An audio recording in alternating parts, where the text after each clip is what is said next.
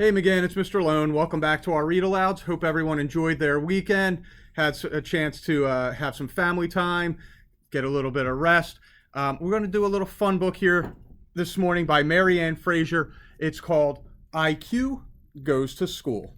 And I hope it'll bring a smile to your face. Away we go. September. IQ came to school on the first day.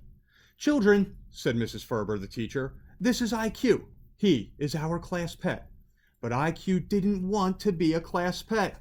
He wanted to be a student. Every day he watched and listened. When Mrs. Ferber read a book, IQ sat quietly with his hands in his lap. Some books made him laugh and some made him cry, but he loved them all. Mrs. Ferber said everyone needed exercise. When the children went to recess, IQ ran on his wheel. Each Monday, Mrs. Ferber picked the student of the week. That student got to sit in a special chair and bring in things to share for the entire week. Mrs. Ferber picked Holly's name first. IQ wondered when it would be his turn to be student of the week. In October, the class learned the alphabet.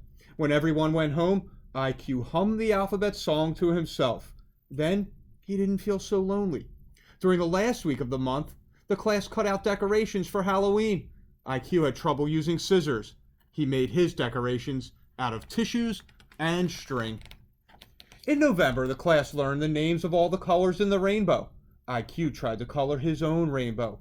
The crayons were too big, so he finger painted a rainbow instead. IQ even had a small role in the Thanksgiving play.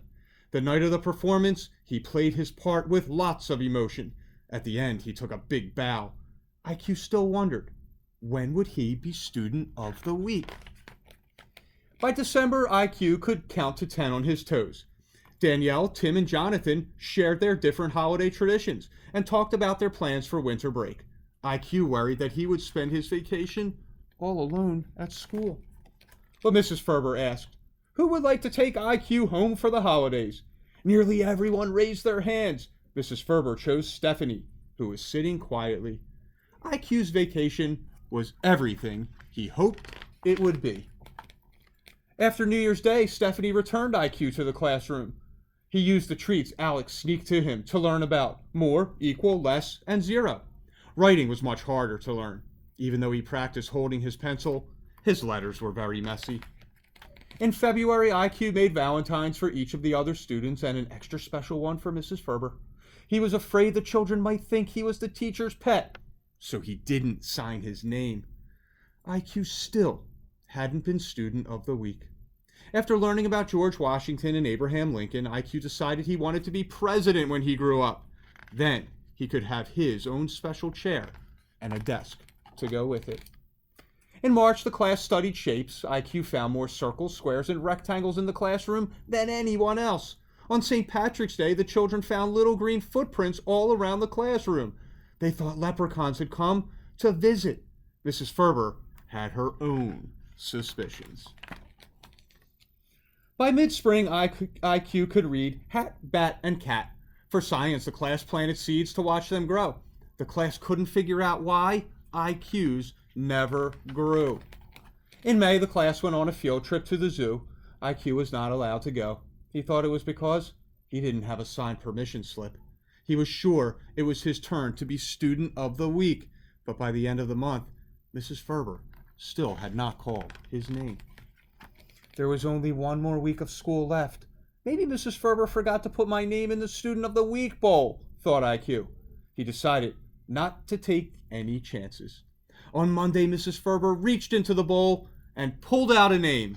This week's Student of the Week is IQ? Finally, IQ had his turn to sit in the special chair and share with the class. On the last day of school, the class had a party. Then the children talked about their plans for summer. IQ was worried. He didn't have any plans. "Where is IQ going for the summer?" the children asked. Mrs. Ferber smiled. "I will be working at a summer camp, and IQ is going to be the camp pet." But IQ already knew he didn't want to be the camp pet. He wanted to be a camper. So, boys and girls, I hope you enjoyed that cute little story about IQ. I love his desire to be a student, to learn as much as he can. Reminds me a lot about the kids here at McGinn. You guys have a terrific night, and we'll be back with a new story tomorrow. Take care.